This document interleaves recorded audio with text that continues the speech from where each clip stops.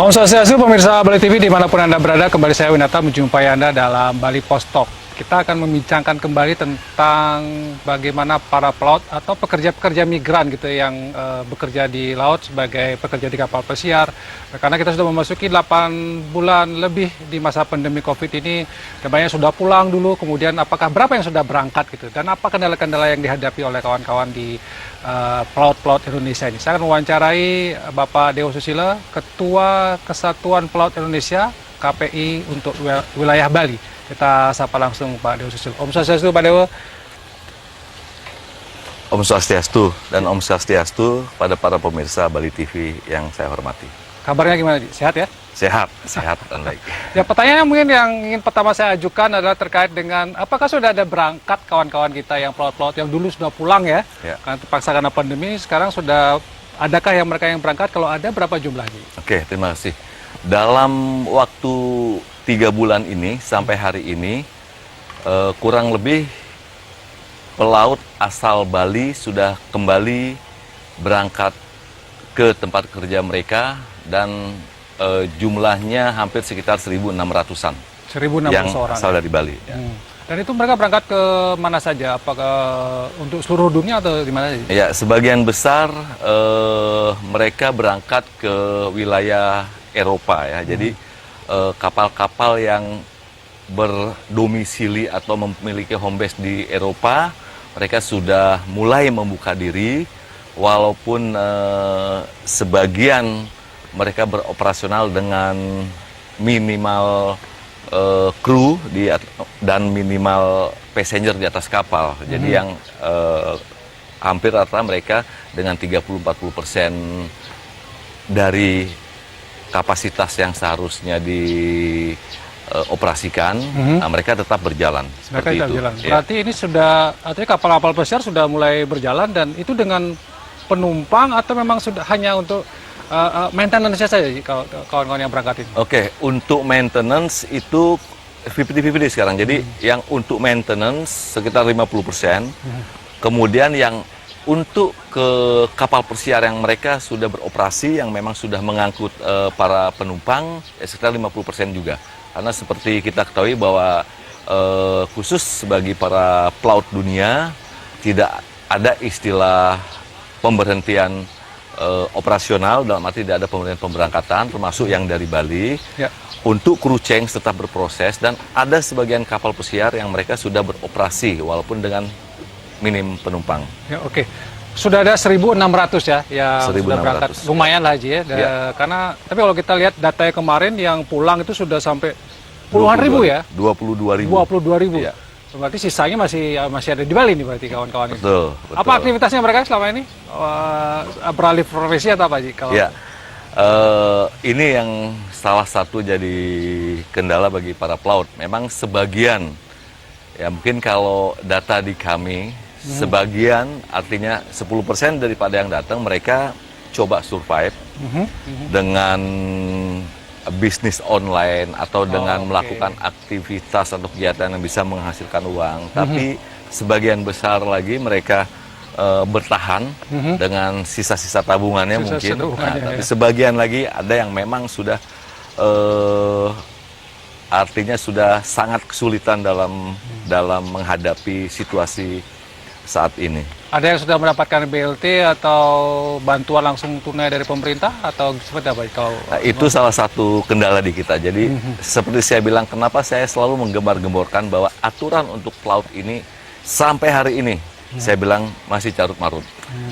Sehingga ketika untuk mendapatkan fasilitas yang dimiliki oleh pemerintah, baik itu dari Kementerian Tenaga Kerja, Kementerian Perhubungan Laut, dan semua kementerian yang terkait dengan kepelautan ini, kita agak kesulitan karena terhalang dengan aturan-aturan nasional yang berlaku. Salah satu contoh misalkan, ketika mereka yang kerja di darat, mereka ada misalkan program BLT karena mereka harus memiliki BPJS. Sementara di para pelaut sendiri, tidak ada program itu, sehingga ketika kami sudah bicara kepada pihak-pihak terkait, termasuk pada Menteri Tenaga Kerja sendiri, mereka agak kesulitan dalam menurunkan bantuan ini karena ada prosedur yang ternyata mata rantainya putus ketika untuk sampai ke pelaut. Oke. Seperti kayak misalkan bahwa pelaut ini tidak ada data yang akurat di semua instansi pemerintah. Tidak ada data. Tidak ada data yang akurat. Data saya masih carut marut ya, berarti. Makanya kenapa saya katakan bahwa untuk pelaut masih carut marut sampai saat ini. Ya, berarti, Misalkan seperti surat edaran gubernur yang dikeluarkan. Mereka hanya terfokus kepada pendataan yang sifatnya parsial, tidak terintegrasi. Sehingga saya yakin bahwa para pelaut Bali yang saat ini hampir 1.600 orang sudah berangkat, baik itu yang ke Eropa, Amerika, dan negara-negara Asia, saya yakin sampai hari ini belum ada satu instansi manapun, khususnya di Bali, yang punya data akurat. Ya. Jadi data masih carut Nanti marut. ini nantinya akan menjadi masalah lagi seperti itu tadi.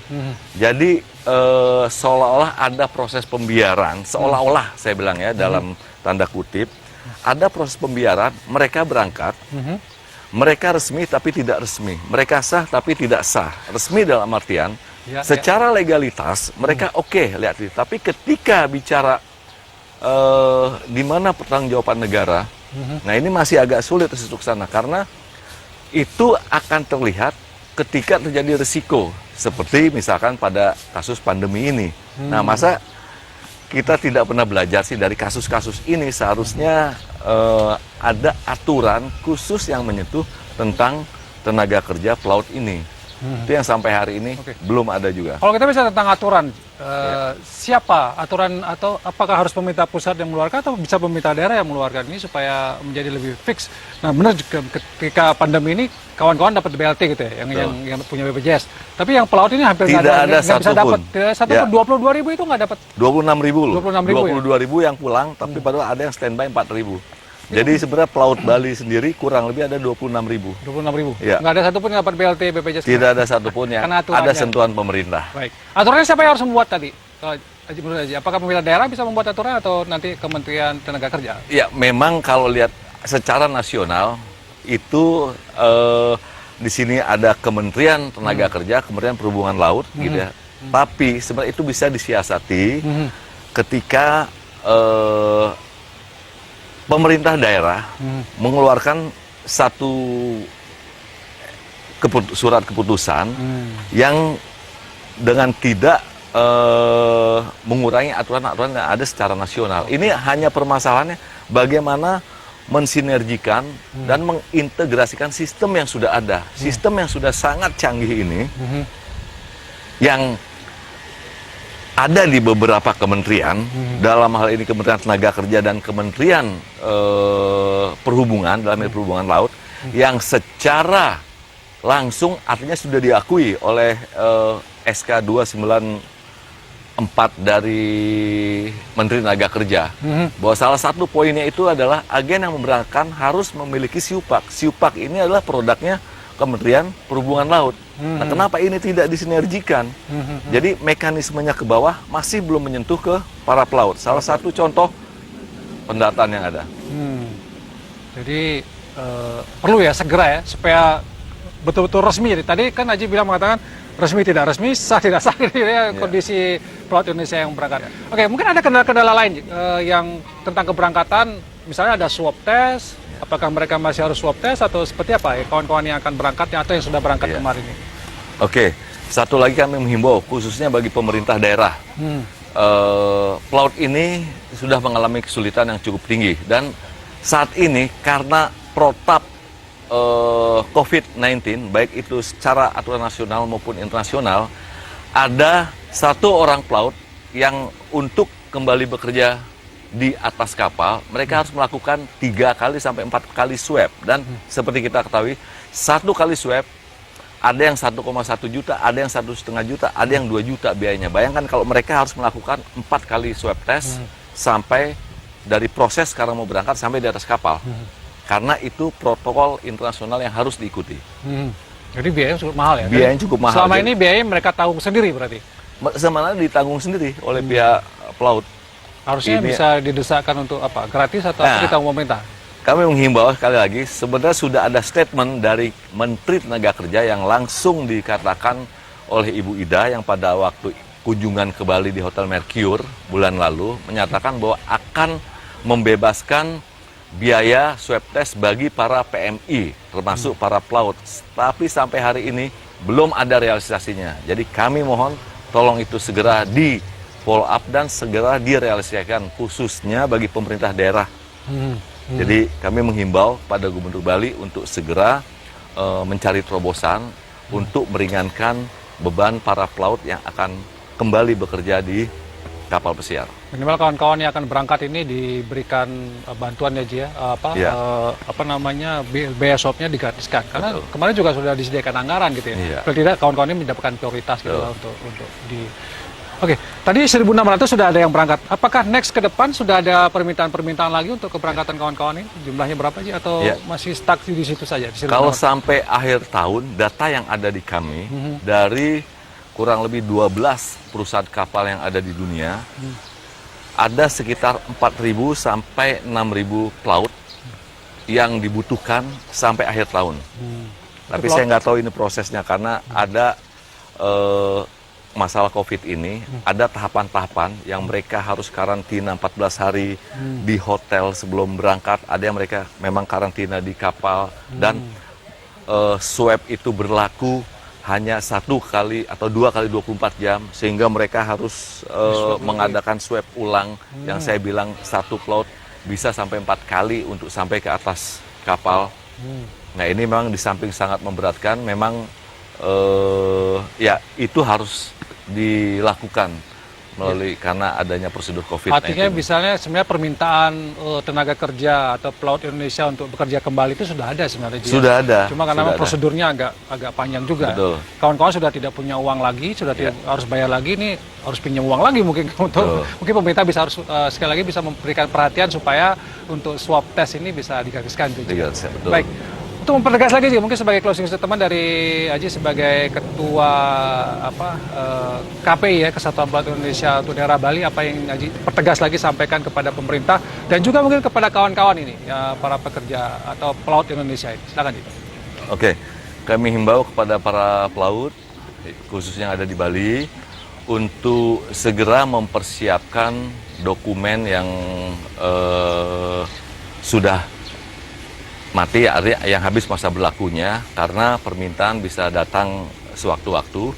Dan khusus bagi pemerintah Bali, kami mohon supaya melakukan aturan-aturan dengan kewenangan otonomi daerah yang tujuannya adalah untuk mempermudah bagi pemberangkatan para pelaut. Dan mungkin sebagai penyambung lidah, apa yang sudah di-statementkan oleh Menteri Tenaga Kerja bahwa swab test digratiskan bagi para PMI yang akan berangkat ke luar negeri. Oke, terima kasih atas waktunya Pak Dewa Susila, Ketua Kesatuan Pelaut Indonesia untuk daerah Bali, yang ya ada kabar gembira sedikit ya, walaupun sangat sedikit, 1.600 yang sudah berangkat. Ini patut kita syukuri. Ke depan ada juga tambahan permintaan agar bisa bekerja kembali, cuma aturan-aturan kemudian ini perlu dipertegas lagi.